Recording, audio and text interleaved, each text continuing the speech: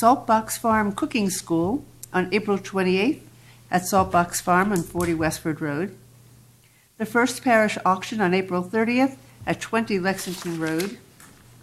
Verrill Farm on May 8th, June 4th, July 27th, August 24th, October 21st at Wheeler Road, and an all-alcoholic beverages license for a private wedding celebration at 11 Wheeler Road on May 29th from 4 p.m. to 9 p.m. We also have an alternate manager of record change, that's Stephanie D'Amata, for Carnero Restaurant Corp., doing business as Rossini's Pizzeria at 206 Fitchburg Turnpike, and a proclamation for this year's Holocaust Remembrance. Do you have a motion? Move to approve the consent agenda as read. Second? Second. All in favor? Aye. We are glad to have the town manager back with us this evening, and it's your time to... Thank you, Madam Chair. And sorry that I was out a few days last week with the flu, so I'm happy to be back. But the moderator's workshop went well, I understand, on Thursday, and we're as ready for town meeting as we can be. He has one more logistical meeting tomorrow, I think, with staff to be sure the rooms are set up properly. But I think we're ready for town meeting next Monday night. The Public Works Department is continuing the spring cleanup. They had a little delay there with the snow from last week, but the budget is in good shape, obviously, as far as the winter snow, and so they are ahead of schedule on cleanup, getting ready for the Patriots Day Parade, getting the lines painted and that sort of thing. They want to let you know that the compost site is open, will reopen for the season on Saturday, April 2nd, to drop off leaves, collect compost, recycle paint, the other things that happen at the recycling center. The Public Works Department has also had success with the plans for Sleepy Hollow Culvert, and they expect there was a good meeting with the Commission last week, and on the 30th of this month, they expect the Natural Resources Commission will approve their plans to make permanent repairs to the culvert there, which would be great. The town clerk, Anita Techley, today issued a revised schedule of fees for public records requests. The Secretary of State issued regulations declaring that 5 cents a page would be the highest charge that can be made for public records, and so she's revised our schedule of fees to be consistent with that. John Minty says the Marriott Residence Inn on Baker Avenue is going along quite quickly, and expects it to be available in mid-July. So and that will bring in some room tax revenue, if you recall, which is great. And then lastly, the finance director, Anthony Legalbo, announced his plans to retire at the end of August this year after 36 years of service to the town. It's going to be a major challenge to replace him. He's truly one of the most dedicated public servants I've ever had the pleasure to work with. Very gracious, intellectual person, great teacher. He's taught a lot of us a great deal, and so at least he's given us time to plan for his coming departure. So thank you. Those are big shoes to fill. Indeed, they are. Well, we're lucky to have Tony do that for such a long time. It's really cool.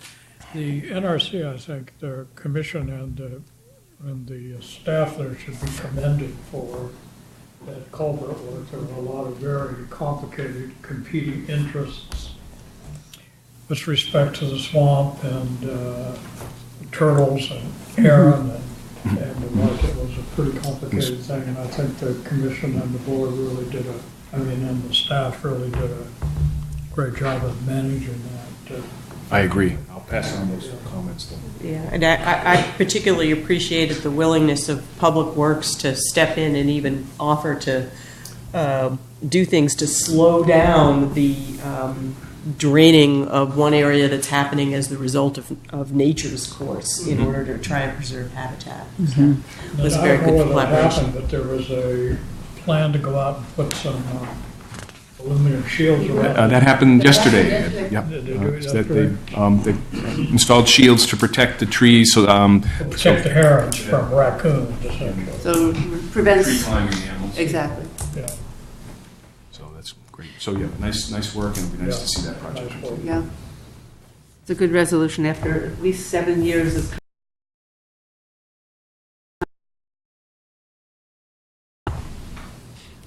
Thank you.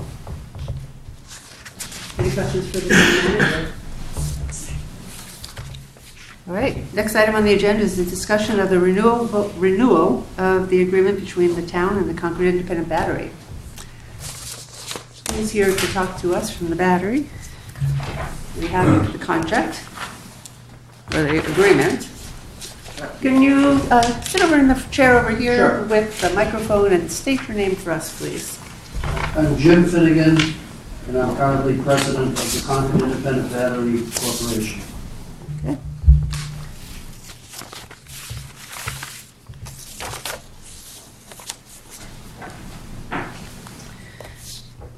So there is a fairly long history between Concord and the Independent Battery, and it comes up every so often. I don't know the interval, I must say, for renewal of that contract. Every 10 years.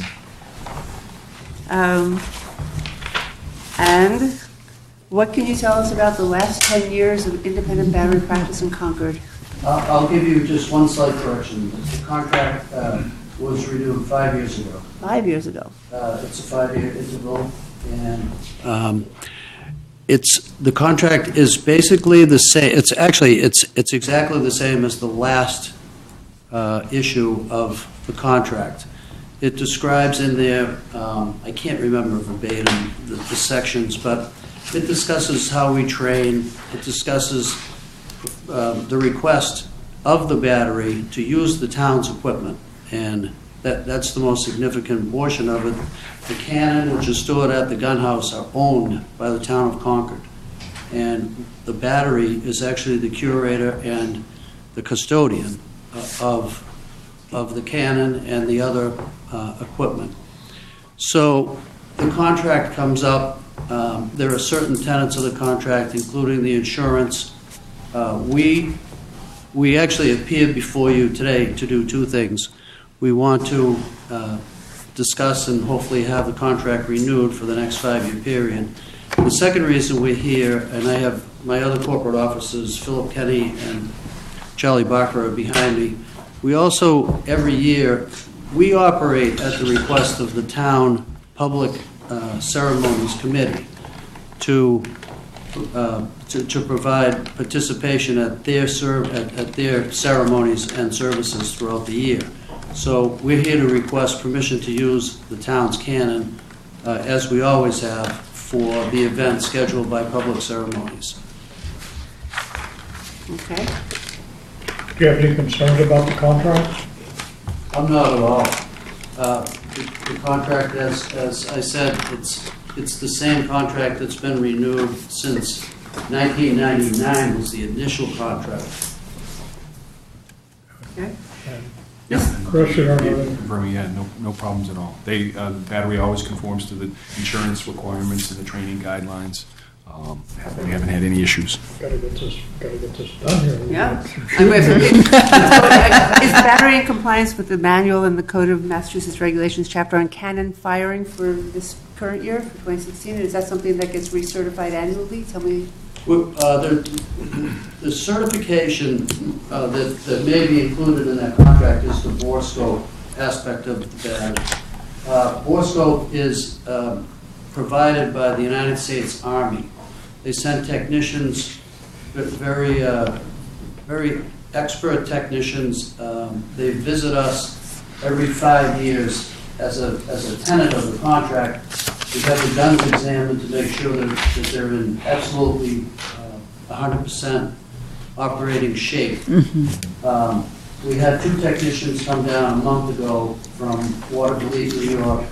They operate for a laboratory, and they're part of the United States Army. They have been throughout the world. When they see our cannon, they kind of smile because the bore of the cannon they used to examine, they have to bring special equipment to make sure it's small enough.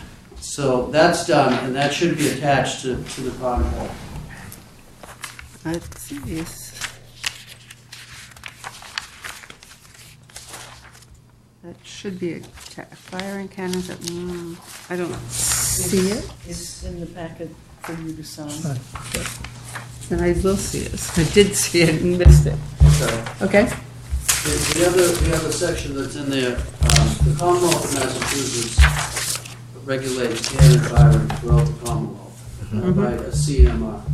And the battery was actually part of the initiative to revamp the CMR. So the battery operates under the Commonwealth's regulations. We have to be permitted for every event by the State Fire Marshal's office.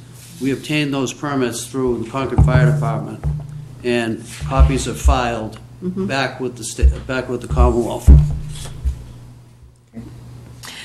And may I ask, was there anything remarkable about the inspection of the cannon, or was everything in order? Everything was in great order. There were no comments. There has been no change in the interior of the bore since the last examination 5 years ago. So we got a perfect clean bill of health.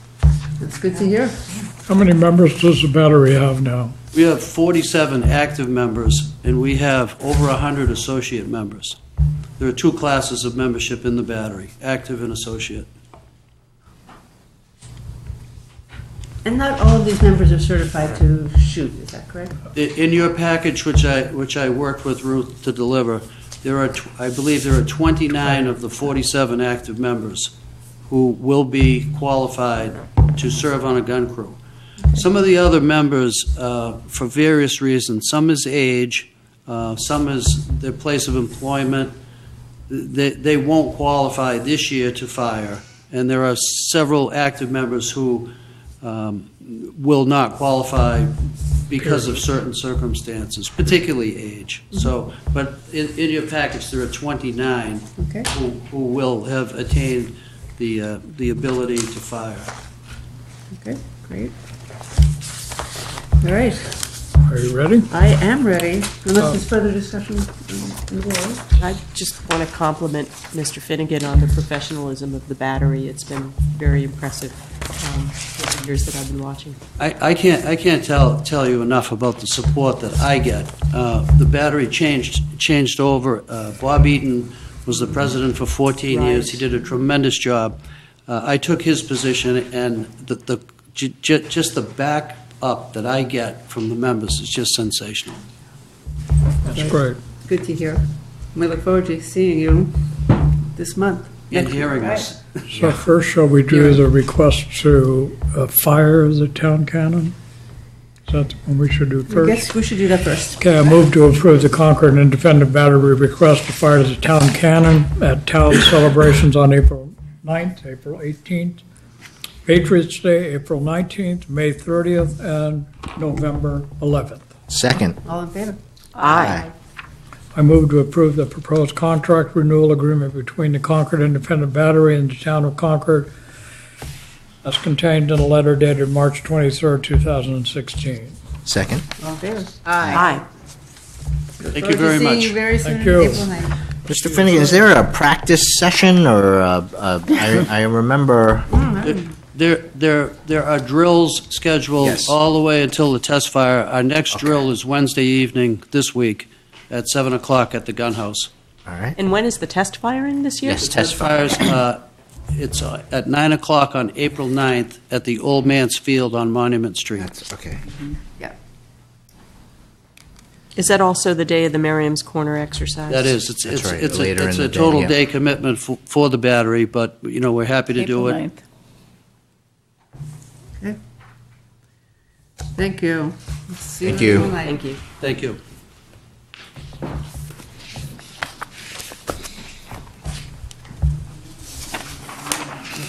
Thanks for coming. Thank you.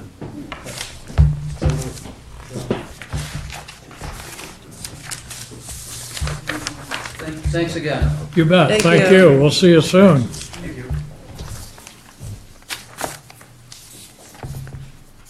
The next item on our agenda is a discussion regarding correspondence that would be jointly sent by Concord and Acton on transportation bond bills that relate to the Bruce Freeman Rail Trail. How familiar are you with this request, Carmen, as being a Bruce Freeman Rail Trail representative for the last 6 years? Right. So it's quite important for us to be awake at the switch as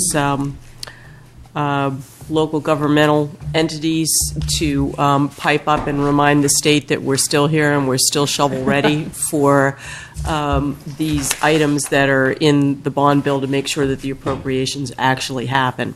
So this is a letter that endeavors to do that, and we've sent many of these in the past, and I think they've been extremely helpful in keeping us on track for receiving the state funding in a timely way to keep the project moving along. Okay. Any discussion among the board? No. Motion on this transmittal of letter? Yes. Move to authorize the chair to sign and transmit correspondence to the Massachusetts Department of Transportation Executive Director Mahler regarding Bruce Freeman Rail Trail 2B in Acton and Concord. Second. All in favor? Aye. Thank you. Thanks, Kramer. So the next item on our agenda is a discussion of volunteers for Estherbrook Woods Access Committee. We've received some green cards. I don't know if we've received a full slate. As of midweek, I don't recall seeing a full slate of No. green cards. We're still, We still need more volunteers, and Jane and I were just going over the list of volunteers that we have.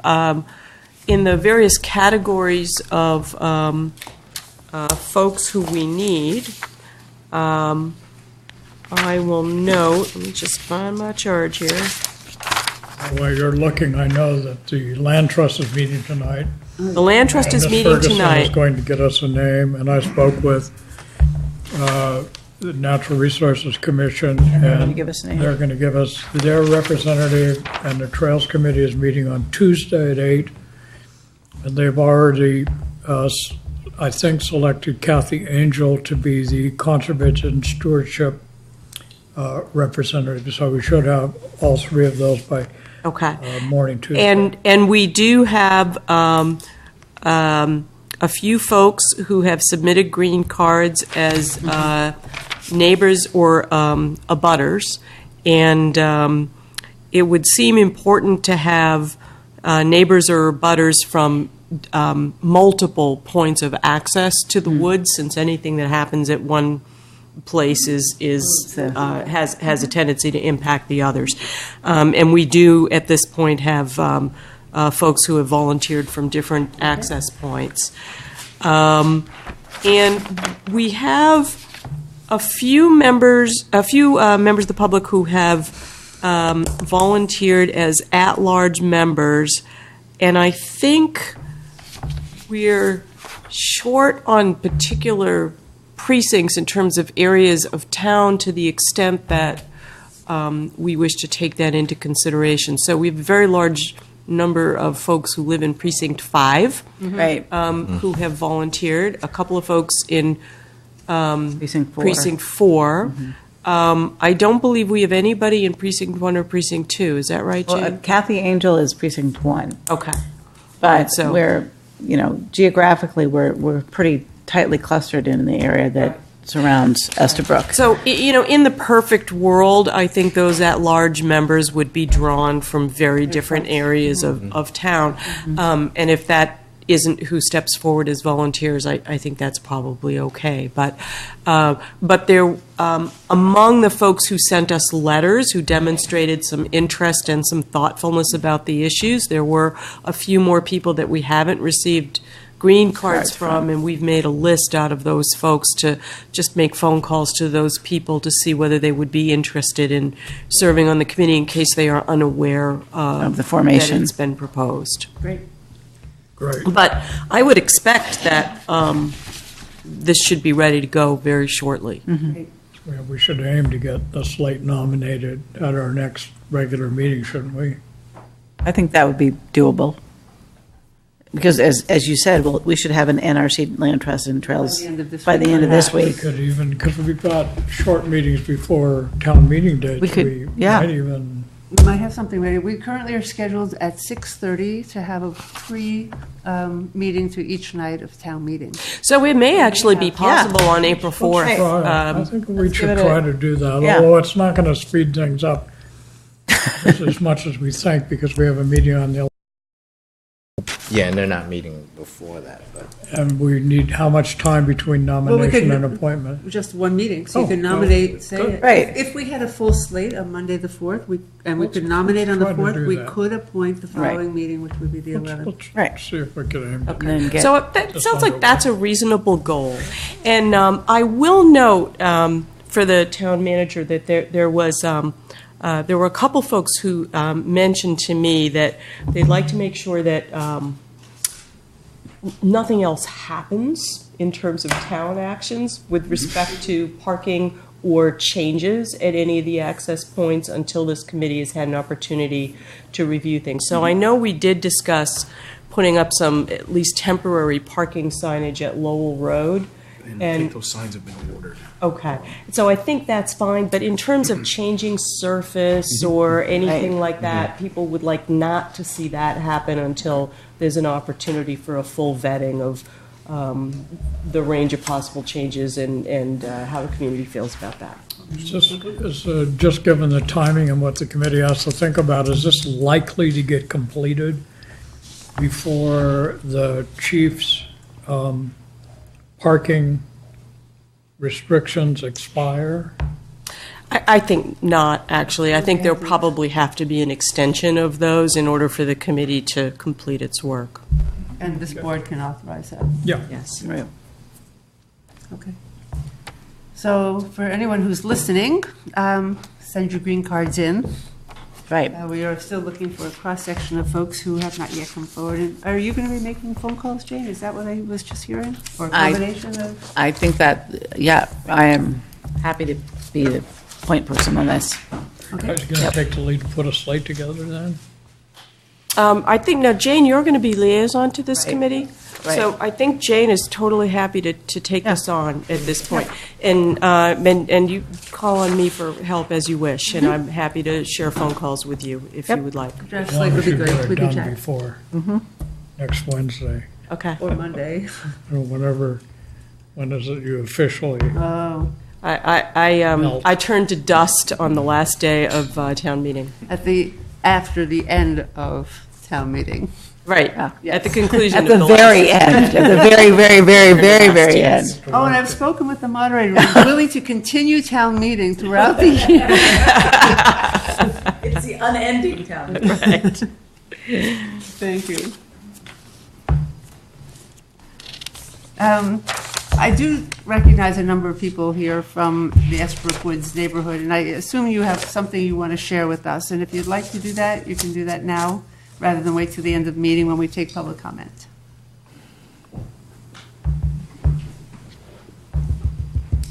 I'm Lansing Old from 607 Lowell Road. I don't know whether you're aware of what happened in Estabrook Woods this past week, but you should be aware. We You received- read what happened? Yes. I think, you need to shut that down.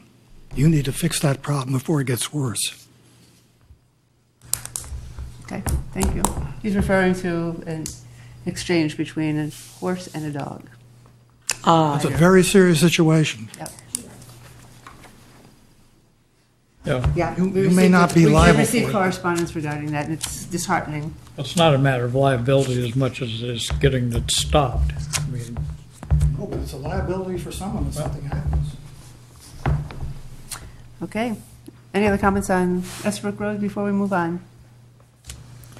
As you know, we read every email that's sent to us, and we share them among the board if it's only sent to one or two of us.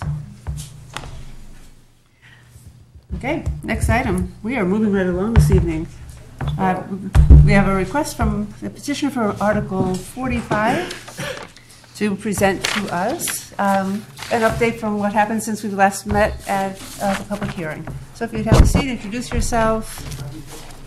we have, I think Ruth sent us copies of that.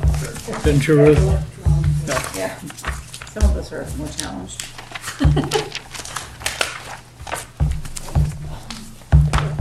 Anyone? Thank you.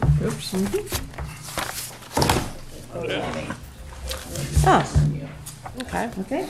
I have it on my computer screen, too. But now I have it on paper also. Okay. I'm Scott Richardson. on how we're doing with our Article 45 motion for town meeting. At the Select Board meeting on February 9th, we heard questions from you about Article 45.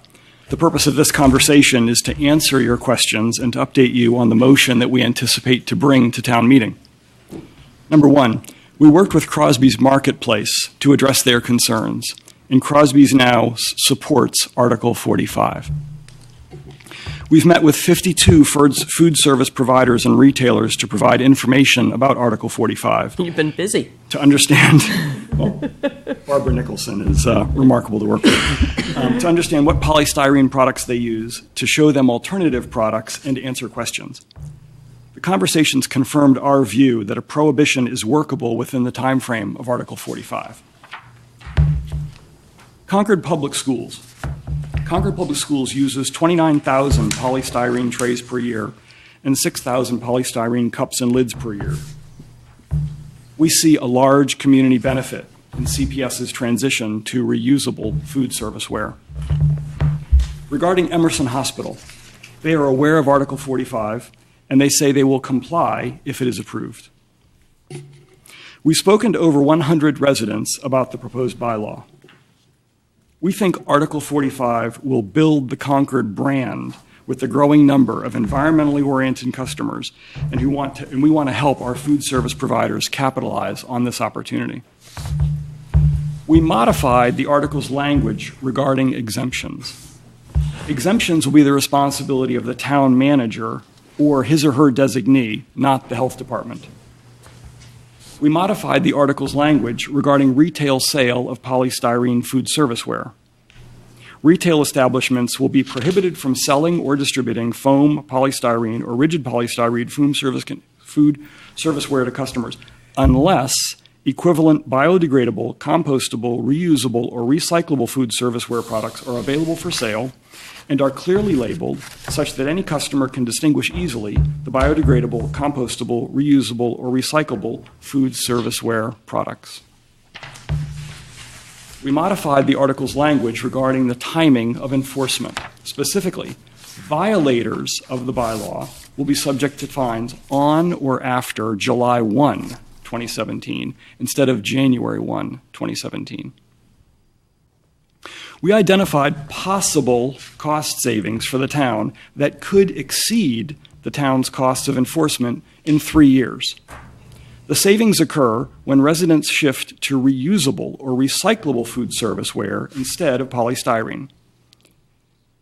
Using estimates from the public health director, enforcement was estimated at approximately $10,000 for year one and $2,500 a year thereafter.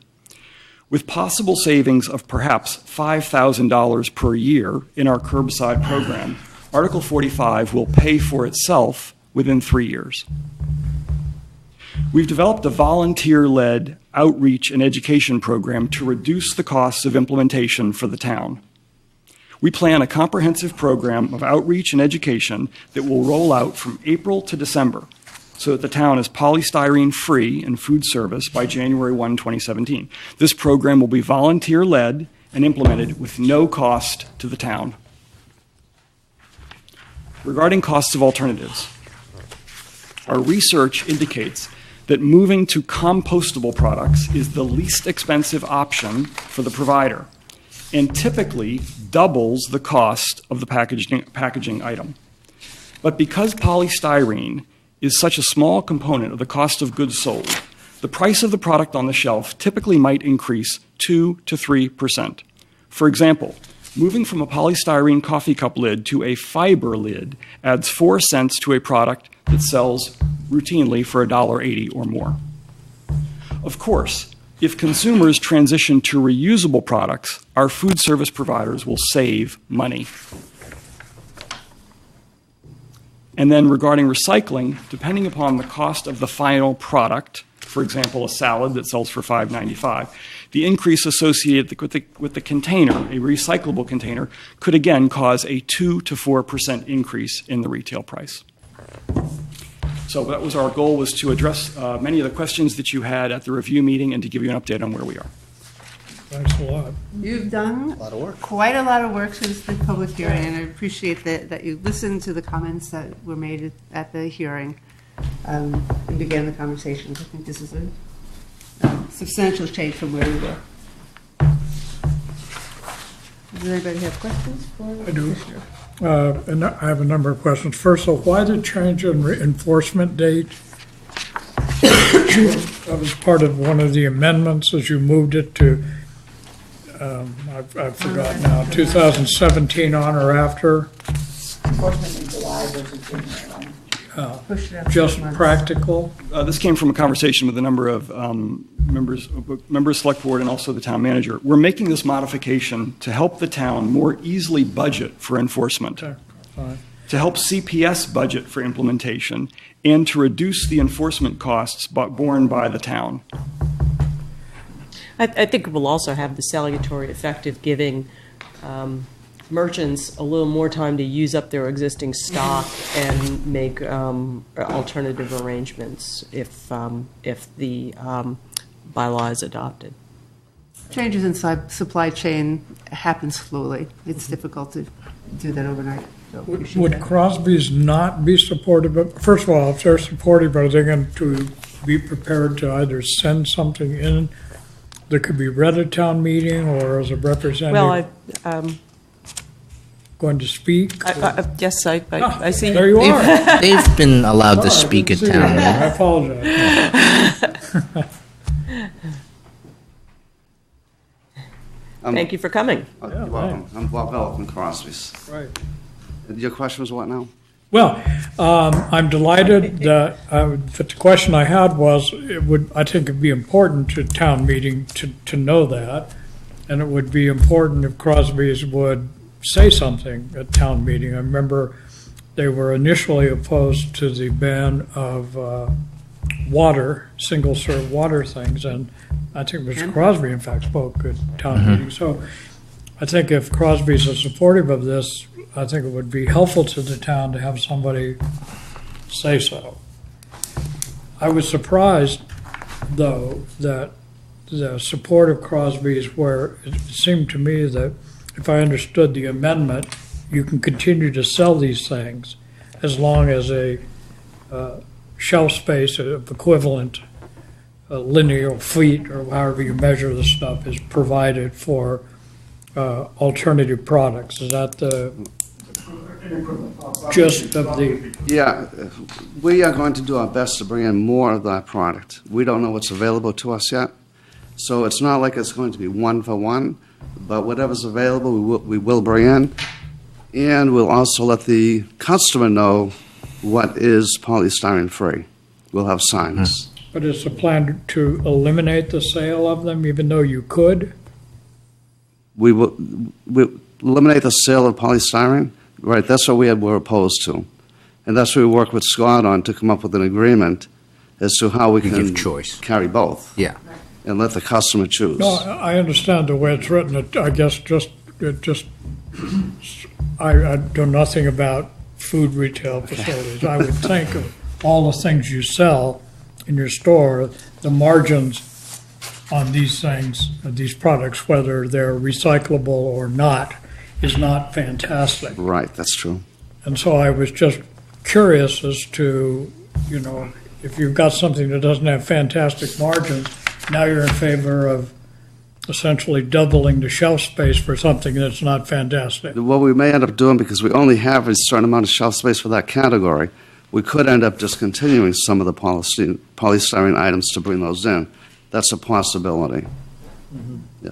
But see, right now, we carry, just on the plastic cups alone, we carry 15 different items. Yeah. And 13 of them, unfortunately, are polystyrene. So our point was we could not just eliminate all those. So what we are doing now is we may eliminate some, but we will also bring in non-polystyrene. But over time, as other alternatives become available, you could see Correct. these polystyrene products occupy less and less. Correct, yes. Yep. That's terrific. I'm interested in the alternative to the meat trays, because I was also thinking that the most polystyrene that comes into my house comes from shopping at Crosby's or, yeah. Well, again, working with Scott, we actually found a plant-based meat tray. Ah, Right, and it was not the say 5, 6, 7, 10 times, it's about 2 or 3 times the cost, so that's reasonable. Okay. And we're actually in the process now, we're testing it out. If you go in the store, you'll see we do have it's a peach-colored tray. Okay. And so far, it's working out well, and we're looking to bring in other sizes of that. Great. And this we'll be using. Okay. Thank you. Thanks very much. And I just want to say that I'm here to really support Scott because he listened to what we said at that first meeting about working with the people that are, those that are affected by this. And I think it's worked out very well working with him. He understands our needs and we understood his. So it's worked out very well. Great. Thank you. That's good. Thank you. Thank you for being willing to work with the petitioner as well. That's the way it should be. That's a Yeah, good, thank you. good effort. Scott, can I ask a question? Do you mind coming back up for a second? So can you just explain, one of the things I remember we had talked about earlier was whether there are replacement products for things like plastic cutlery or straws. What's your take on retail sales of those as well as the takeout sales? Is that replaceable? Crosby's has alternative cutlery today on the shelf. They're corn-based or something? I believe so. Okay, and straws, not so much? Paper. Straws. Like we used to have. No straw at all. Yeah, and I was going to say, remember that? How about no straw? I kind of do, actually. Yeah, just not crazy straws. Scott, I haven't checked, but I'm dreading the thought that my favorite memory for summer is the red Solo cup. That's polystyrene, isn't it? Well, help me find an alternative for that. We'll get you some You'll spray still- paint. you'll- No, just, you know, Yeah, exactly.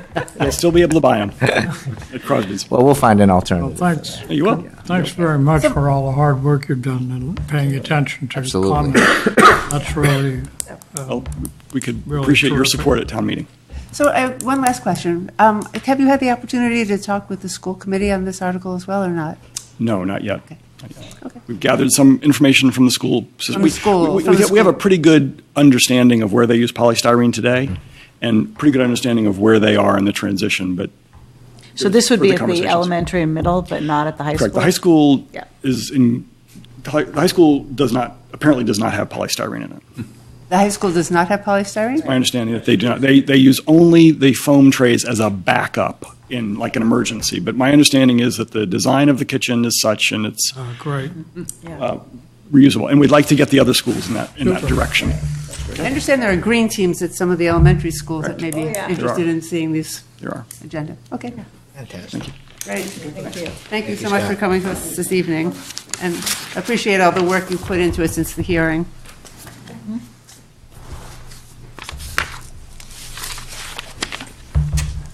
The next item that was on the agenda was a request to the moderator that asked that he reconsider the ordering of the warrant. And the ordering of the warrant is what this board has its purview over. And the question that came to him was whether he would consider reordering the warrant to take petition Article 16 and have that heard before Article 14. And I thought it was worthy of a brief conversation at this board about whether that, in ordering the articles the way we did, we spent a good deal of time thinking about the structure and the conversational flow for town meeting. And it was not without careful forethought that we structured it the way that we did.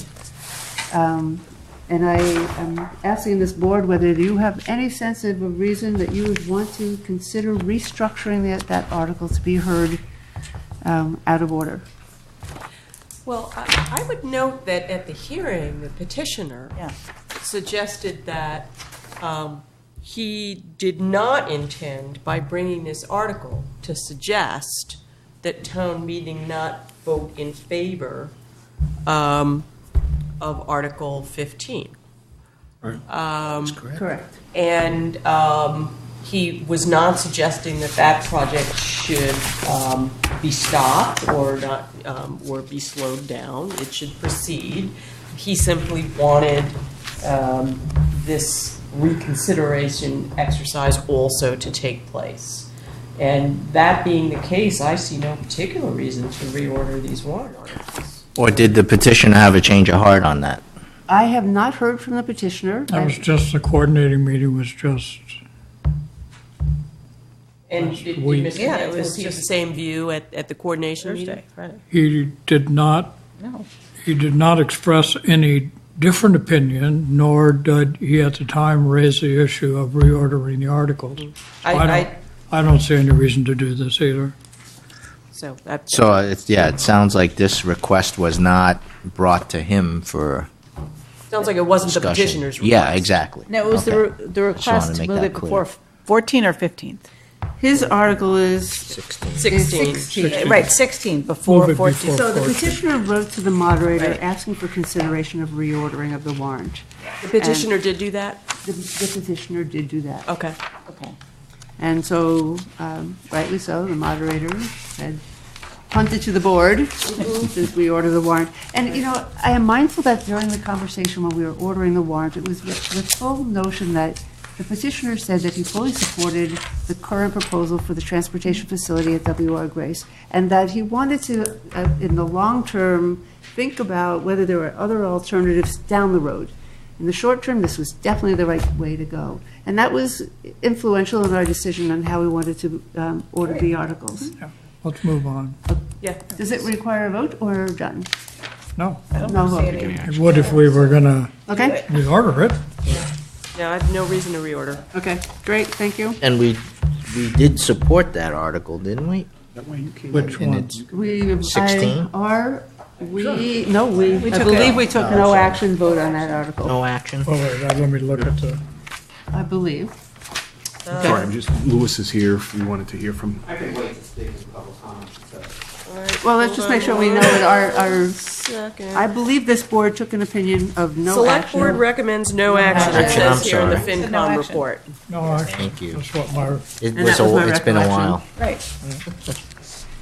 We're not going to change that either. Okay, so, so We should if you'd like to, you've heard, Louis, so, Louis, our- come on so up. just so we're recapping, we are not interested in reordering the warrant from the way it is, and that this vote has taken a previous vote on this and voted no action. Can you put the microphone to you? Either way, you can move the mic or move the body. And I will introduce myself. I'm Louis Salami, and I live at 68 Great Meadows Road.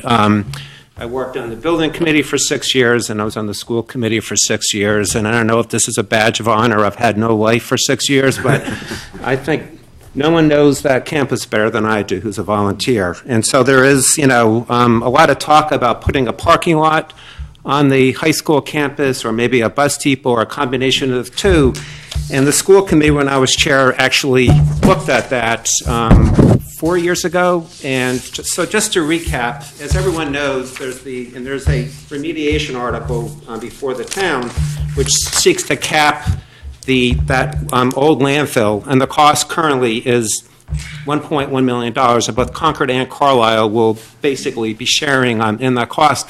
The school committee at the time, when I was chair and recently reaffirmed it, chose that because it's the lowest cost, but more importantly, least risky way of going about capping. And essentially what we do, or what you will do, is essentially cap it with a clay liner and then put 2 to 3 feet of topsoil. And the key thing is not to disturb it. Any other structure, parking lot, essentially requires breaking the surface. And when you break the surface, you essentially own the problem. So if you actually, and I have a copy of the CDW report here, just the last page, which I'll read, dated December 5th, 2013, the cheapest, lowest risk option, again, is capping it. If you read the report, there's basically 4.5 acres of contaminated acreage. The key thing is it varies in depth from 1 feet to 14 feet. And so they did a ton of borings just to get us the environmental consultant, CDW, just to get a sense of where it is. But when you actually talk to them, you have no idea of knowing the quantity that's actually there until you start digging. And what we found out with the high school project over the summer is you can test all you want. There's no guarantee until you actually get it off site. So if somebody were to come and bid the job, they would bid it just based on the price per pound or price per square foot. They would not bid it based on the quantity. So as soon as you start to excavate it, you have no idea what the quantity is. If you actually read the report, and I will just quote one section of it, due to the area, volume, and depth of the contaminants throughout the 4.5-acre landfill, the high economic cost of implementing a removal or in situ treatment type of remedial solution for contaminated soils in order to achieve background conditions are not outweighed by the marginal benefits to be gained. To achieve pristine conditions, landfill soils within a 4.5-acre would need to be excavated and disposed of off-site and replaced with new background material. Excavation and off-site disposal is the only option that could restore the site to background. Based upon the results of the analysis, CDW is of the professional opinion that remediation to achieve background is neither technologically nor economically feasible. So the current cost of doing this is $10 million. And that is, and that could be 10 million, it could be 8 million, or it could be 15 million. And the key thing is, if you think about it, if you were to put a parking lot there, this is what needs to be understood, you would actually have to start with the existing parking lot in place. You can't disturb that. And so then you would have to go up if you were just, and this is why we chose the engineer barrier, because you basically leave the existing parking lot in place. But if you think about putting a parking lot in place, you need drainage, you need lighting. That essentially, that pavement that's currently there cannot be disturbed. If you want to disturb it, then you have to essentially excavate the entire site, which is where the $10 million comes into. So anything that was done would have to be built up. Correct. Yeah, exactly. So you start with the pavement and go up, which is basically, how do you possibly drain a site with 2 feet of soil on top of it? How do you put conduit on with only 2 feet of soil on top of it? So herein lies the issue. It's very complex and hard to understand, and I'm sure Kathy Snook's going to go into great detail next week at town meeting, but it's $10 million minimum. Because you remove it, then you still own it, you have to transport it someplace else. Well, essentially, you'd have to, start excavating. Anything that you found would have to be transported off-site to another state. Right. And, again, you don't really know. And at the high school, it was scary last summer because we were finding stuff every day which we did not know about. It's always good to hear from you, Louis, but we're not really debating. No, I understand, but just to put it out there, just so that it's kind of understood, this is not, if you go to like the DEP website and oh, sure, you can do it, you can't. It's very, very complex, and it really involves, excavating the entire site. Yep. Thank you. Thank you. Thanks, Louis.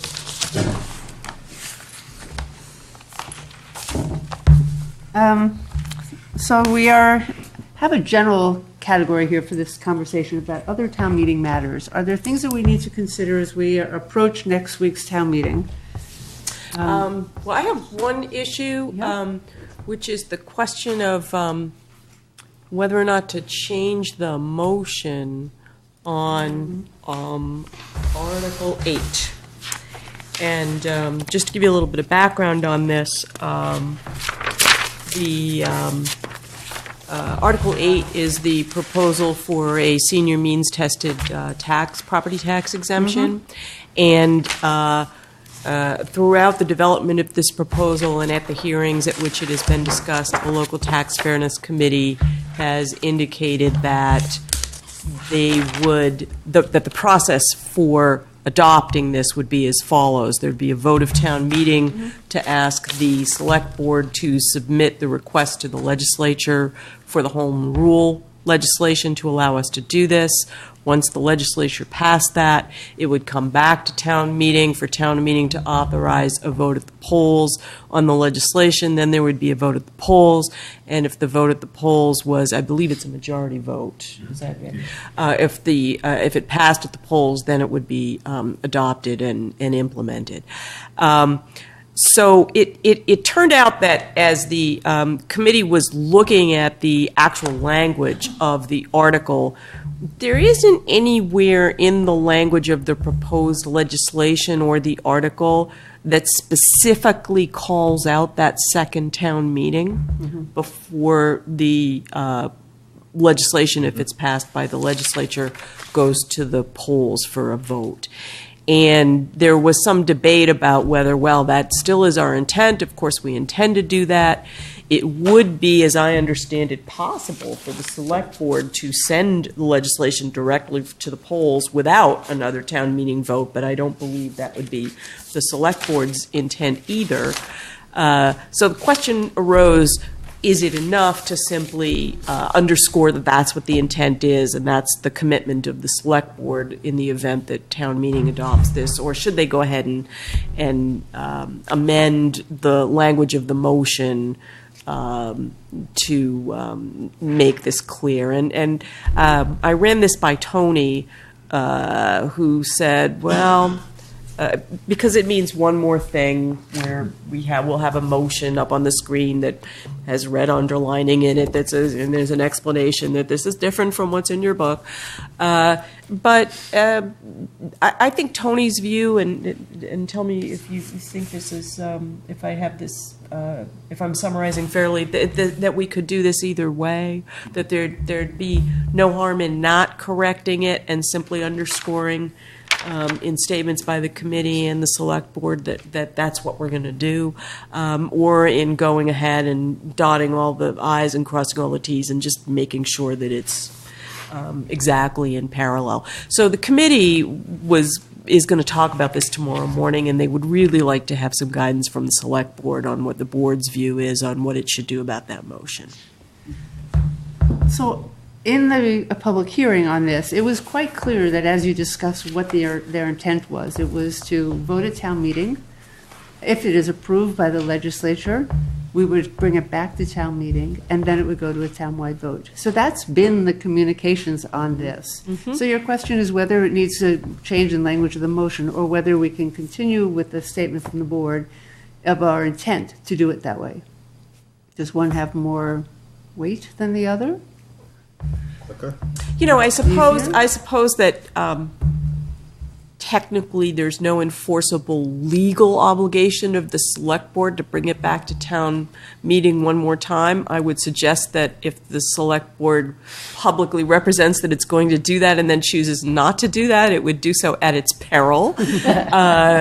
But so it seems to me that it's probably enough for not only the committee to make that representation, but for the select board to get up and say that is what the plan procedure will be. That and is what we part will of do. the record that is kept both at these meetings and at town meeting. So it is the public record that statement of how we will proceed. I think I agree, but could we as a board put a motion on the table, not tonight maybe, but it would have to be Monday, saying that. But in other words, not having it just be our intent, and if we don't do it, somebody whacks us. But we could, certainly in fact, could. put a motion on yes. the floor that if Article 8 was adopted by town meeting, the select board would, in fact, if it was supported by the legislature and voted at town meeting, return this article.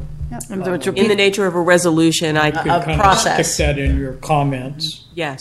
So we could certainly do that on Monday. Monday night, and then I can include that resolution in my statements. Do you need a vote of this board to do that comfortably? I mean, Well, I think Mike is suggesting that maybe since we haven't been as that specific about this on this agenda, that maybe we wait until Monday and put it on our I'm agenda. happy to do it now. I just thought there's some rule about shouldn't be voting on stuff. although if you this don't does have it, we are on here for town meeting matters, and this is a town meeting Probably matter. put it on Well, the I think- agenda. That's probably the. I still would suggest we do it Monday and we spend some attention drafting it so it does what we Yeah, need to it's the right do. way to do All it. right. But then it would be quite clear that we're sort of bound by, So I will undertake to draft that, and we'll have it on Monday, and we'll take it up on Monday, and I will incorporate that into my statement on the article. So we meet at 6:30 on Monday, and we already have an agenda item that says town meeting matters, and again, we can bring it up under that title. Okay. Okay. Do we want a more specific agenda item that says? Since you know what's coming up, I suggest you Yeah, specify. I think so. So, and we can simply call that resolution regarding Article Article 8. Right. Why not? Awesome. Has the committee discussed the other issue that I don't think involves amending anything here? No, they will discuss that tomorrow morning, and what Mike is referring to is that some further scrutiny of the proposal by the Finance Department and the Assessors Department. They've realized that because the median house value in Concord is so high compared to statewide, that we may have a lot of people who qualify for this who wouldn't qualify for the circuit breaker, and therefore would not have, it'll be a little harder for the assessors to review applications because they won't be able, in those instances, to just rely on a circuit breaker application. Well, it's two-part. One is that. The other is the sheer volume of it. Yes, could be maybe more. substantial. So that I think in looking at it, instead of there being the 125 or so people they thought would be eligible, it's upwards of 200 people that they believe will be eligible. And my understanding is that the feeling in the assessor's office is still that they can manage that without hiring another person, and it still will be a little bit of wait and see. But I believe that Tony and the chair of the board of the assessors, and maybe Lane also, are coming to tomorrow morning's meeting 8 o'clock. for the local tax fairness committee, and they'll have a talk about that. So it's possible that on the basis of that conversation, they're going to want to make a slight amendment, perhaps to use the state median home value instead of the Concord median home value, but they're going to discuss that.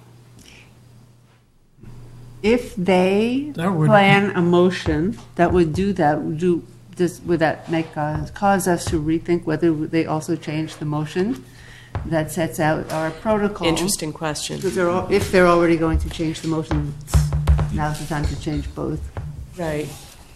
That might well change the calculus, Alice, in which case we might want to talk about that on Monday night. So I will be sure to. The issue for me is Lane can certainly attest to whether or not they can manage it. Right. I hope they don't abandon the issue for me is if it goes to the median household income, then there will be people who are eligible for assistance under Article 8 who won't be filing an application for to the Commonwealth for circuit breaker support. Right. And then, for me, the issue is what is the mechanism that the assessor will use to ascertain other assets that might be at play that could affect a judgment as to whether or not these folks should get tax relief. That, to me, is Right. the issue. And this is sort of a wording. This is an unintended consequence. Sure. Because the assumption of the committee was always that only people who also qualified for the circuit breaker would be making this application, and that would streamline the administrative work. And now it turns out that that's not the case, which leads to kind of an interesting question about whether you still want to make it possible for those people who don't qualify for the circuit breaker to still apply for this, or whether you want to keep it limited. So they're going to have that conversation, and then ultimately the moderator will have to rule on whatever amendment they might like to propose is within the scope of the article. So we may or may not have an issue to contend with on Monday. Yes, but I think we put it on the agenda anyway, Sure. and Yeah, sure. right, and we won't move it if we don't need to, but we may be doing something else if. Remember, we only have less than a half an hour. Yep, no for whatever worries. decisions that we're making on And Monday we've evening. already said we're going to try to get that Estabrook Woods Committee Committee. nominated, yep. Right, kind of move. right. Okay, Okay. thank you. Can I ask one more time? Yeah, I'm not Well, done with we've them. heard some pretty interesting, a report and some pretty interesting comments tonight about polystyrene.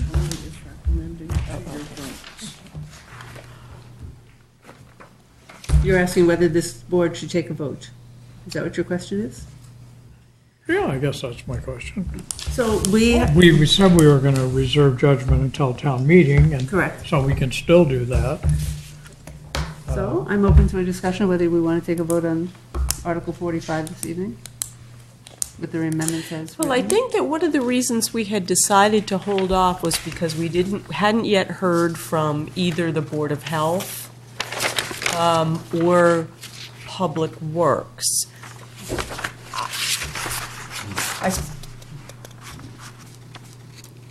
I suppose if the Board of Health is no longer specifically identified as the enforcement agency for this, Mr. Town Manager, what is the likelihood that someone other than the Board of Health would end up being the enforcement? At the moment, I'm leaning towards the solid waste, Rod Robinson and the recycling folks. Rich Rain, the Public Works Director, wasn't thrilled about it if there were no resources that would come with it, but I think we could probably work something out. And so at this point, Public Works then hasn't had an opportunity to review the proposed savings that the petitioner says they will achieve as the result of changes in the waste stream and what we pay for, and whether that helps pay for enforcement. But it strikes me that we might still be waiting for a staff or committee recommendation before we take a position on it. Do we know we're going to get one? Public Works is not scheduled to meet again before town meeting. Right. But So they the are, answer's no. but they are noticed to meet At town meeting. at tonight. town meeting. So.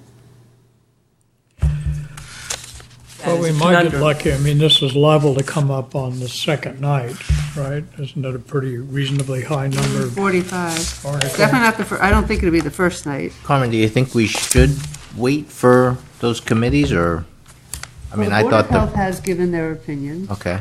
Oh, have they? The Board of Health, it's in your packet. The Board of Health, I believe, took a vote of no action. No action. Phasing several other options, including phasing in of a ban, beginning with the things that are easily identifiable, like the foam clamshells and the styrofoam foam cups, and with an outreach and education campaign. The petitioner is doing the outreach and education. He's delayed the time for implementation. Well, no, for fines being, not an implementation of the bylaw, just the opportunity to enforcement. fine and other enforcement for an extra 6 months. I think that you're right that the Board of Health's partial decision, I was at the discussion, was looking at whether they had the capacity, whether the Health Department had the capacity to add this to their workload, and that influenced their decision about whether they could support the article. As opposed to the wisdom of doing it, period. Correct. They said that, I believe I heard that they wish that the intent is well-meaning and plausible. Correct me if I'm wrong, for anybody that was there. They felt in spirit it was a good thing, but when it came down to implementation, it became problematic for them, Well, it sounds like they're out of the loop on implementation. So, which wasn't there at the, Right, they didn't know that at that point, right? and the language at that point said the health department would do inspections, the health department would enforce, the health department would issue waivers. So I think they looked at it in that perspective. So they haven't had a chance to react to this, so we don't know. can I ask Mr. Giles a question? I believe so. Has the Finance Committee seen this new information tonight? And I know you can't speak for the committee, but do you think that this information is substantial enough that the committee would want to rethink or at least discuss again? I'm sure we would discuss again. I think we placed a lot of weight on what the Board of Health thought. And I think if they were still looking at no action, I think that would carry a lot of weight with. If there no action was Based on the prior version. based on enforcement. Based on which enforcement, they're no I- longer Involved. involved in.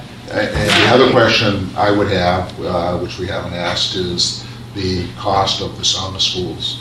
I think that's a reasonable question to I ask. think that's the biggest. And I don't think the petitioner spoke before the school committee to make his No. petition known. You actually need dishwashers and completely reconfigure the entire kitchen operation. Well, that's the high school, right? Well, no, the high school has been completely redone because it's new, but the K through 5 in Right, middle schools, the I don't kitchen think are design. equipped. Yeah. I don't think they have They don't dishwashers. have No. full kitchens, Right. so I'm not sure. It would be another option for. So one option is washing, and another option is a replaceable Right, product. the biodegradable, or they come cardboard. Cardboard, paper plates, as opposed to styrofoam. I mean, the high school is designed to be able to do multiple things. The other schools may have to choose a different option. Like, I came to this meeting not really being ready to be very impressed, but with the information about Crosby's and the remarks from Emerson Hospital, the tail can deal with it. And, I mean, I think the arithmetic for me is, is different than it was a couple of weeks ago. I just want to caution that the way, I believe, maybe Chris, the waste stream from the hospital is privately contracted. It would not be a savings to the town. They're probably the largest user of polystyrene products. It's not part of And the they town's are not part of the town's contract for waste hauling. So it's outside of the savings that we might otherwise recognize. Is that also the case for Newbury Court? Yeah, well, I think all businesses are Privately outside. contracted. So those are places where the burden is highest for replacing the polystyrene products because they use them a lot, and those are not where the costs are attributed to the town's waste stream. I did not But look as at it. as I understand the article, and I don't think he mentioned it in his remarks, but there's specific language in there with respect to the town manager being able to grant exemptions. Right. Yes. So if it was the case that Newbury Court or whatever was in a real fix and couldn't get in compliance with this until there was a new line of products available, is something the town manager could deal with. So there wouldn't necessarily be any immediate adverse impact on those folks who didn't have good alternatives. Am I understanding? And it's definitely transaction costs. So Yeah. in Brookline, the transaction costs were high because almost every establishment requested a waiver. Now, maybe with the education campaign that the petitioner has undertaken, and you haven't spoken to some 55 entities in this past month, maybe that would not be as heavy a burden in Concord as it might have been in other places. What about the Council on Aging? I know that was a a complaint that. And the rec department. They did, both departments expressed some concern about, they currently use, like as the school does, I think, polystyrene for the convenience and the easy cleanup and that sort of thing. So it'd require a change in practice for rec and The council. on Aging. schools, council on aging. And there's summer rec also- programs. And rec department all sort of fall into the town's. Do you have a perspective? Well, how would this impact our green community? Any of the approaches that we've taken to improve our footprint? Has that number been calculated anywhere? Doesn't help the Doesn't help. I don't think that's green communities material. Well, it's not it does have a greenhouse gas. A greenhouse gas calculated. Yes. Embedded costs. Right. But then you have to do the same calculation on replacement products of a paper, say. There Right. are also I'm embedded just- costs in paper or any other material.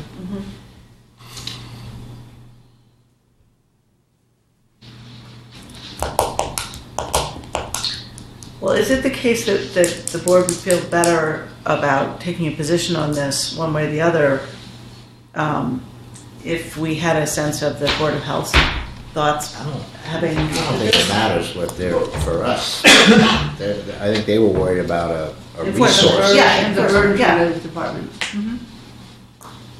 I'd want to hear from Public Works, but We can't.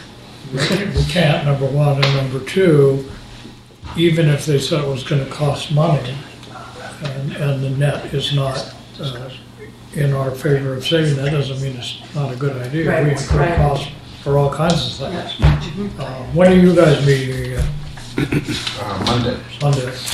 Right. Cluster. So when you look at I think the petitioner added a final page to what he submitted to our packet that had some cost analyses. They weren't, they were rather modest in cost savings and increase in costs. I have no idea if these are accurate. I don't know. I assume somebody put some thought into it. It's the only numbers that we have in front of us, but it all looks fairly moderate in cost implications to the town. The biggest implication might be with the schools, but Chris, do you have a sense of whether Public Works would be able to take on this enforcement within its existing staffing? I suspect there'd be an added, some added cost, between $5,000 and $10,000. I think Rich would be hoping to recover that, perhaps through an additional appropriation. I don't know if it'd be possible to borrow Brookline's enforcement folks and see if they could spend one day in Concord and we wouldn't have to train somebody new. So there's things like that we'd want to explore. And that's why it was helpful that the petitioner extended the period for actual enforcement till after town meeting. So this gives us enough time. If town meeting votes favorably on this, we'll have enough time to budget, have town meeting take action, and then have the budget be in place on July 1st when the enforcement takes place. So it's a rational approach. So we have an estimate of some savings from the petitioner. We don't know what Public Works thinks about that. Right. And it sounds like your best guess is another $5,000 or $10,000 in costs for Public Works in order to enforce. And the petitioner would say that that's all kind of at the front end, that once folks get accustomed to it, you don't have to continue to spend that level of effort, that it would be that first year perhaps, and then after that. I think the gentleman from Crosby's made that,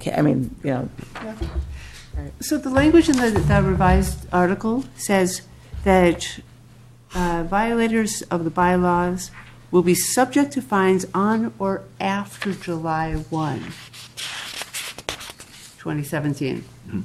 July 1, 2018 is after. Or July 1, 2019 is after.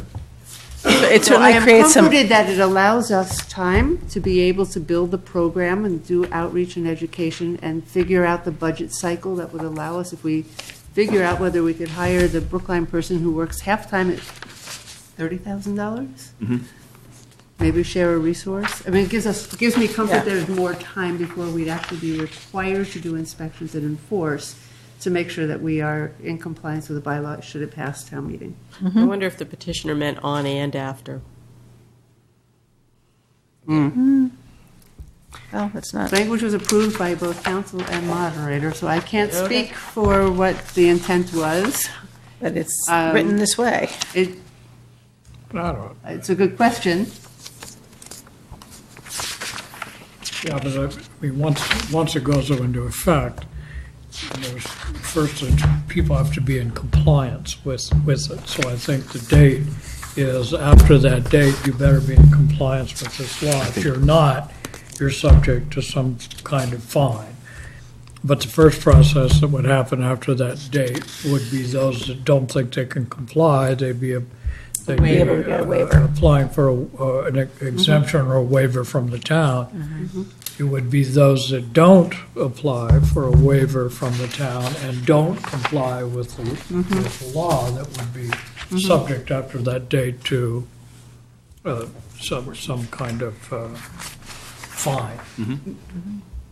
I want to mention, I believe the bylaw, and I have not read memorized it. I believe the bylaw requires that the waiver have to be term limited to 1 year, so each Yeah. year you would Yeah, have to right. Sure, it should be. request an additional waiver, and that would again be whoever the waiver issuer is to review and either approve or deny a second-year waiver. So it's not a lifetime exemption. Right. No, but It's it's, a 1 year. in that, ideally, that would be the time frame that other materials would come in, Possibly. or at least that would be the mechanism. Can you guys take this up Monday? Do you have time on your agenda to deal with it?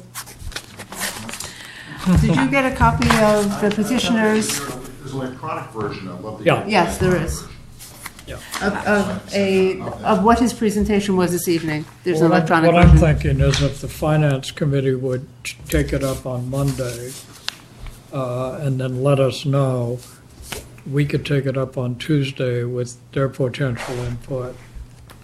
And I see also that Public Works is noticed for a meeting at 6:30 Right, on the they're on the 4th. calendar. So if we could ask, who's the public work, you are, aren't you, Carmen?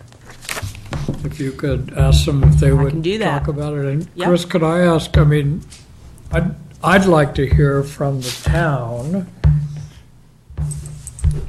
since a lot of town, the schools and others are going to be directly affected, what you think.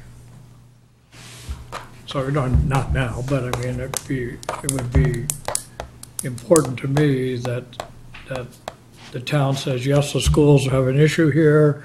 I'm confident we can work towards some solution to this over time, and Okay. it's not going to be onerous, or it is.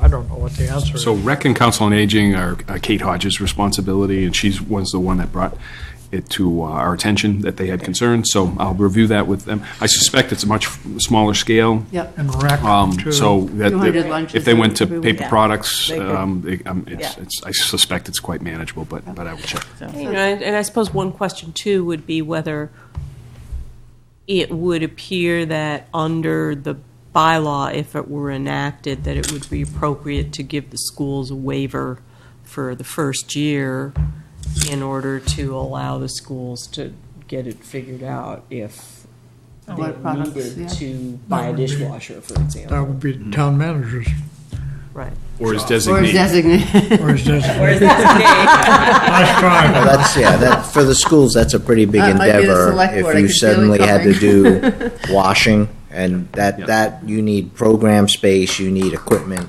Only if utility you do services. that. Only know, if you it go could be that a paper direction. product that is compostable. We need to or- ask the Well, question. if we're going to wait till next Monday, let's move on to Yep. another Next topic, Tuesday. please. Tuesday. My recommendation would be, Tuesday. we ask the meeting. finance committee to deal with it on Monday, public works to deal with it on Monday, the town manager to talk with council on aging, rec department, whatever, and then Tuesday's meeting, we could deal with it. But, what do you, These are the Yeah. other business that we, to do with town meeting, we should. Other town meeting matters, I just want to make note that Article 48 has also been revised from when we last looked at it. Article 48 has been revised to read that town meeting, Mr. Hanson moves that town meeting vote to request that the select board transmit to appropriate state authorities Concord town meeting's support for more targeted and comprehensive regulation of the sale and use of neonicotinoid pesticides in order to reduce their potential impact on pollinator populations.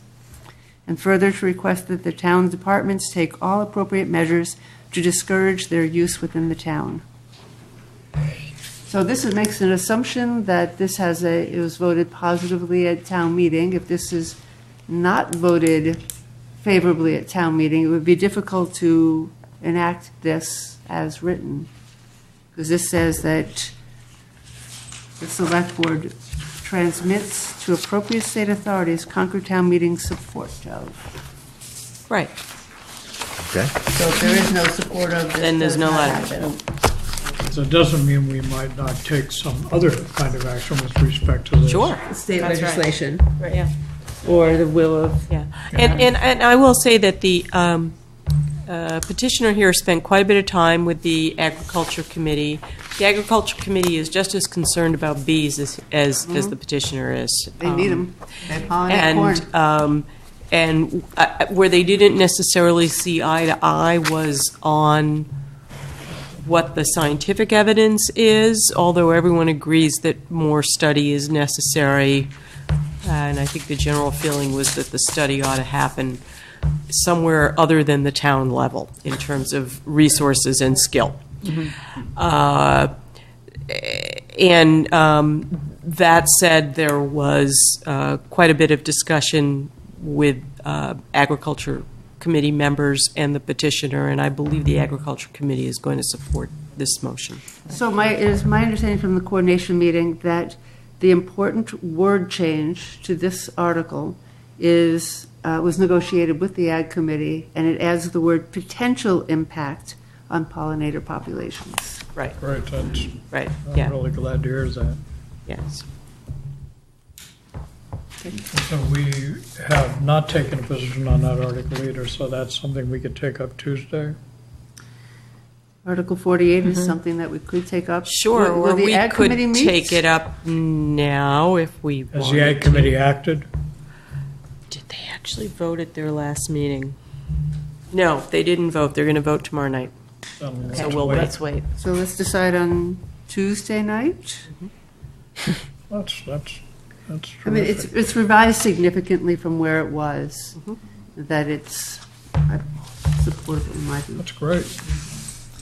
And of course, as with many of these types of articles, the wonderful benefit is the awareness, the increase in awareness level, and the dialogue that gets created among the interested parties. And this has definitely had that effect. Well, I saw, Absolutely. The Board of Health had discussed this a year ago when it was first brought to their attention, and they were very willing to assist with an outreach campaign and writing a brochure that for homeowners to be aware of the impacts of neonicotinoids on pollinators and to talk with their lawn care companies. I assume, not having discussed it at length this year, I would assume they have the same opinion. I think I think this is very impressive. You think of this article about pesticides, you think of this polystyrene one, you think of the net zero one, the net metering one. We've had, I think, you know, You mean the peak pricing? pricing, yeah. peak pricing one, yeah, net metering one, the tax fairness committee. You know, that's really speaks well to the importance of public hearings and dialogue within the town to see if we can't arrive at really some productive decisions for the town without knocking heads against her. And that's pretty impressive. Yes. Great. Yes, Super. as well as the accommodation reached between the NRC and the PWC Yes. over the Sleepy Long Hollow debated culvert. Sleepy Hollow. That was big. The not so sleepy. Yes. Hollow. That's impressive. Yeah, it is. Good, I'm glad you phrased it that way. Yes, and I understand there was a wonderful op-ed piece in the Globe about the superior sportsmanship of Concord Carlisle Yes, there High was, School yeah. fans. So we're doing it well in every notice regard. That was a great story. Yeah. Are there other items of town meeting matters that are burning for you we have to to- speak? I think you were trying to. Yes, there are a few changes in amounts. Oh, right. Again? yeah, So, you open it. I'm unaware of which ones very are changing. fluid that requires process. me- we have a We revoted memorandum several. from Police? from Tony to Chris today, talking about a number of articles. Chris, and my understanding then that we would need to go through and amend our recommendations for affirmative action where we had made them on the new amounts? Yes, and in some cases having no amounts, because So, the for amount will be example, undetermined. Starts with Article 9. Article number 9. Right. So move to amend our selectman position of affirmative action that wasn't the amount of $1,914.33 to no amount. That'd be I'll great. second that. So affirmative action on no amount? You did- No amount. Right. Second. All in favor? Aye. Aye. I move to amend our affirmative action on Article 13, Concord Carlisle Regional High School budget, from the amount of $20,713 to $20,783,976. Second. All in favor? Aye. I move to recommendation of affirmative action on Article 17, Minuteman Technical High School District budget, from the amount of $467,345 to $423,444. Second. All in favor? Aye. I move to amend our affirmative action on Article 23 that was in the amount of $1.6 million to $1,750,000, indicating that $1,600,000 will come from borrowing and $150,000 will come from CPA allocation. Second. All in favor? Aye. Aye. I move to amend Article 25, cemetery road work, infrastructure, and drainage improvements, from the amounts of $157,392.96. Excuse me, let me back up. Amend our affirmative action on Article 25 from the amount of $150,000 to the amount $157,392.96, of which $50,000 is from borrow. Second. All in favor? Aye. Does this demonstrate that the select board needs a remedial reading course? Is that what this demonstrates? I think last but certainly not least, I move to amend our recommendation of affirmative action on Article 58 from the amount of $25,000 to one of no appropriation. Second. All in favor? Aye. I'm done. Thank you. Nice. Thank you. That was very helpful. Are there other town meeting matters? Okay.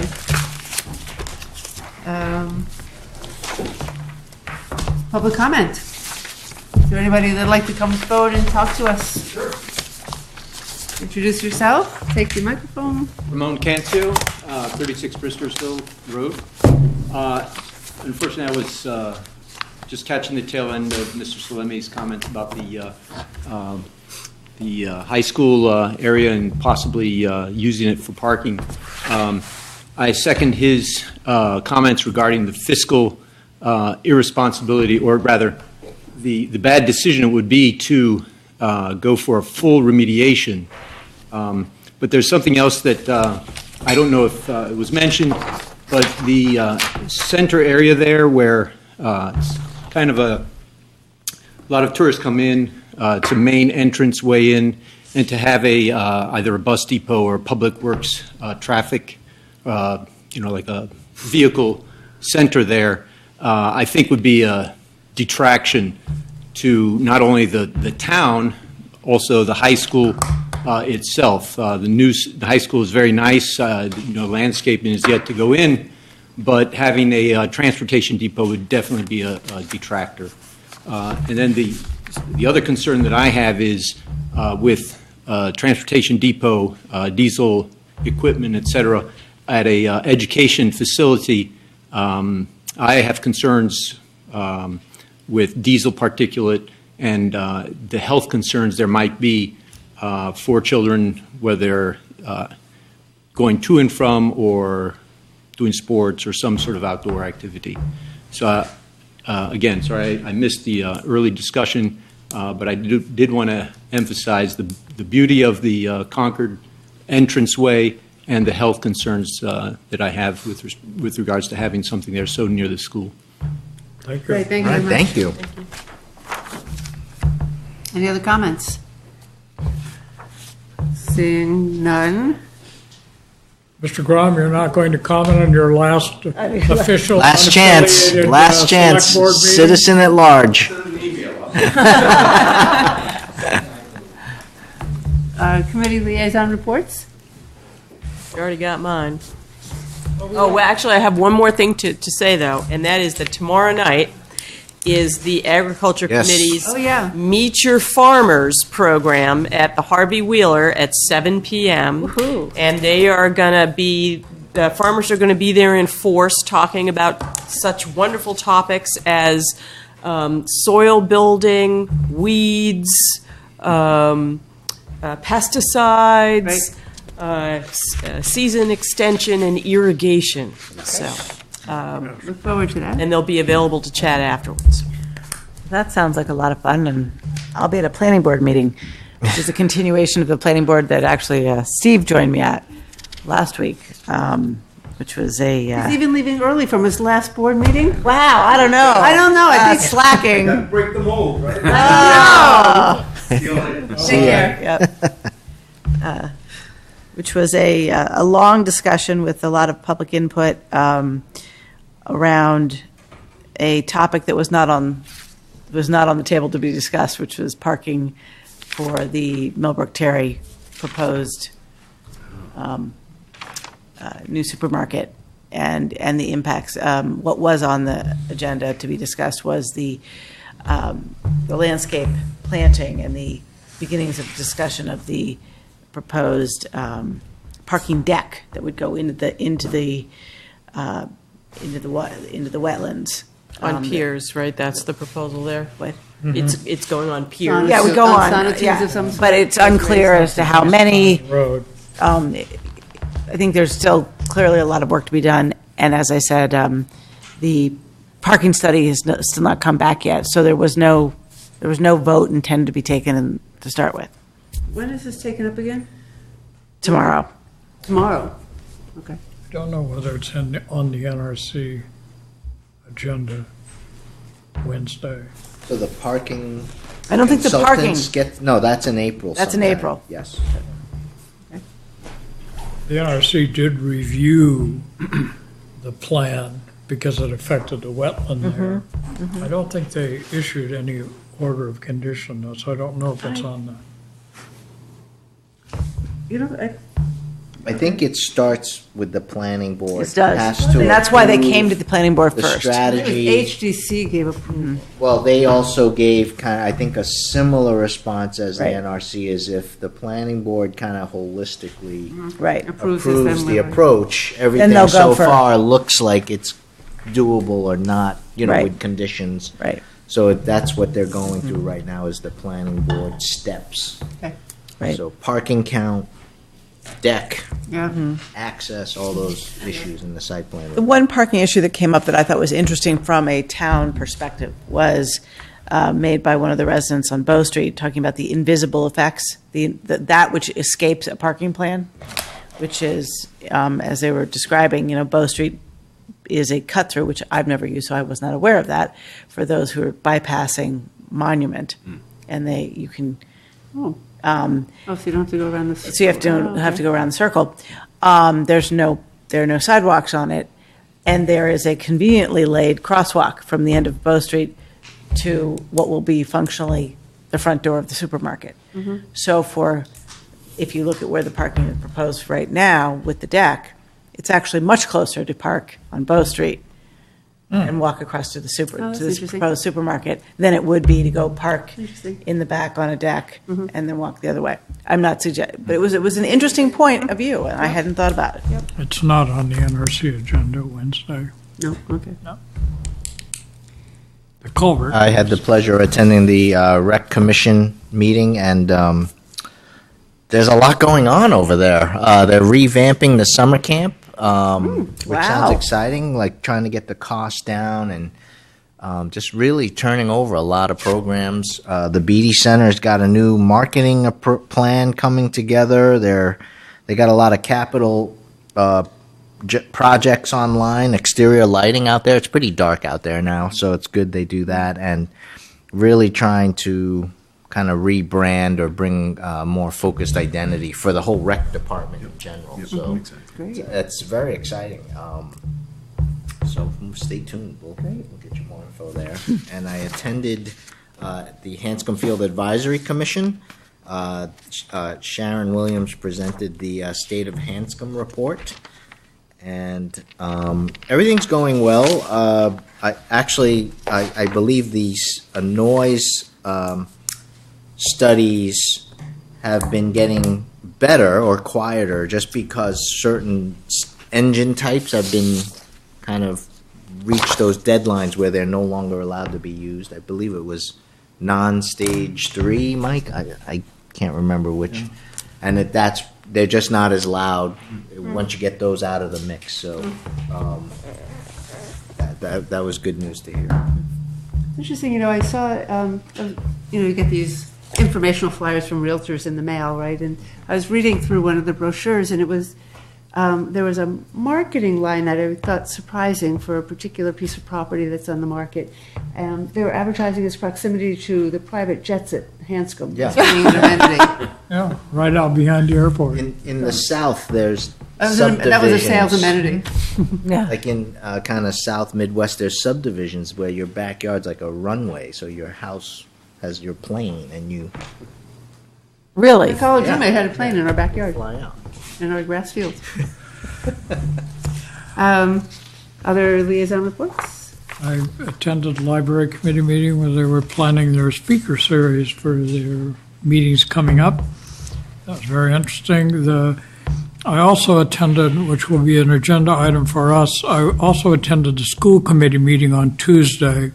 That was a joint meeting. And the reason for my attendance was I was representing the Financial Audit Advisory Committee in proposing to the regional school district that they become part of that committee's charge for their audit, and that was approved. So the next step is I've started it. I have written an amendment to the charge of the Financial Audit Advisory Committee.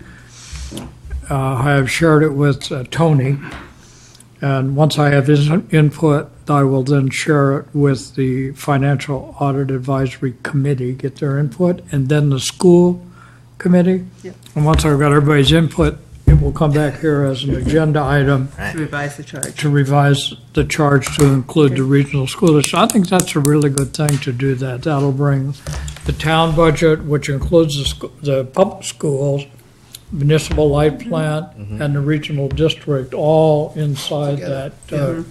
that committee to be able to take a dive. And it's a committee with a lot of financial and town expertise, so I think that's a good step forward. That's a wonderful cross-cutting. Yeah, it'll be Effort. good. I think that'll be good. So I'm happy to report that. Great. So briefly, I also attended the school committee meeting. It went until after 11. I stayed to the bitter end because the board did take a vote, and each member of the school committee spoke in support of building the transportation facility at W.R. Grace. It had been a long time since we'd heard from them, but this is something that they felt strongly behind. Every member of the board spoke in favor of it, and they voted ultimately to support both the landfill remediation plan as designed and also for the continue forward with the transportation facility. They are ready to speak to it at town meeting. Also heard two great reports from teachers about the science and STEM programs, and it was great to hear such enthusiasm from the Concord schools, from the teachers. The teachers spent a really long day at school and then came to the school committee at 6:30 at night to be able to talk about a great new curriculum program that they're putting in place, and it was really great to see that much enthusiasm.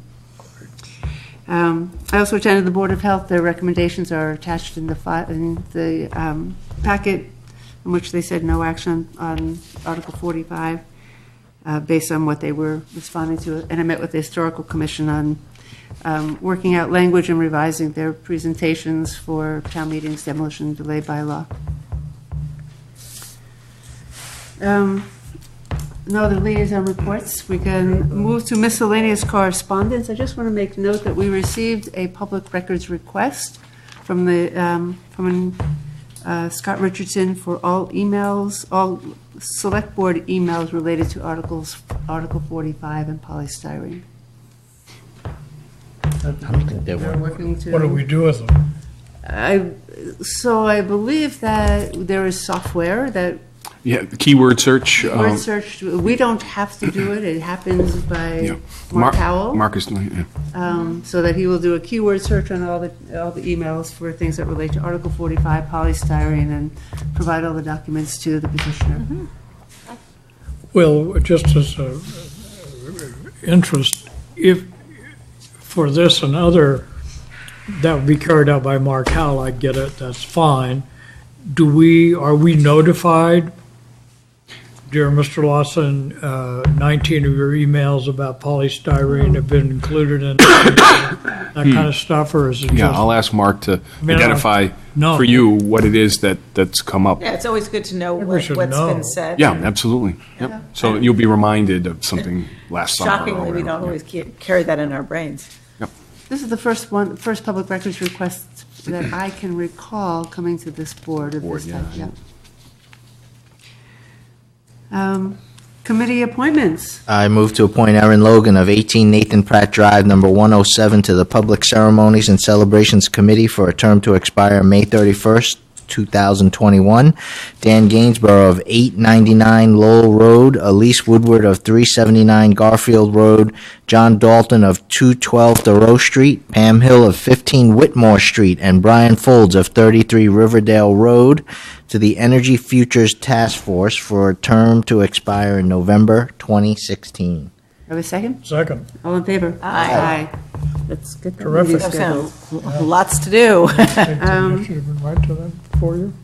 Yeah, let's do it. I don't know. We'll talk after. Before we adjourn, just quickly, I sent you Adjourn to all, executive session. I sent you all liaison. Oh, yeah. I didn't get one. Lucky. You're the problem. Aren't you funny? Remember, you're going to have to put up with us, Stan. I heard back from Jane, but I haven't heard from you folks. I owe you one. Also, I will be sending you Just do two, right? copies of goals that we adopted this last year, just to kind of get us a little kickstart so we can get cracking on those. So if you please respond, and what my intent will be, not with goals, but with committee assignments, to put together a draft. Yep, Here's what it great. looks like, send it out, and then we can do whatever we do. So we might want to do some little horse trading, because I gave up quite a few committees when I became chair. Right. I suggest want them that back? I might take some of Well, or write all to of me those then. back, and the chair can So far, decide. Jane's getting all the good ones. She has all mine. She had all mine, but now she's got some great ones. I should So take- there's some you discussions we talked should have building about committee, Yes. right, where for the trading Minuteman? should happen. For me? And then Carmen's giving up a great deal of her. Building committee? So the building committee. Talk about Yeah. Yeah, we should talk about that. The the chair of we still have a Concord representative on the building committee who is Frank Cannon, who Chris knows. I think you appointed him to the. I just suggested him, but he was on This the is the Alcott and CCHS the Rose building School committee? building committees. Willard Alcott. What? Minuteman, okay. Oh, Yeah. I was- So anyway, he was on our elementary now, and he's a very, very experienced construction guy. He was the job superintendent on Rose Wharf. So he's very, very experienced, and they've really appreciated. Our owner's project manager has really appreciated input from Frank on nuts and bolts kinds of things. So they're okay. The chair of the building committee is okay if we don't appoint another person from Concord and it is just Frank Cannon. But if anyone from the board is willing to be the representative, it's a representative for us on that. I think it would be a very good thing to do to keep track of what is happening there. Okay, good. Meet during the day or evenings?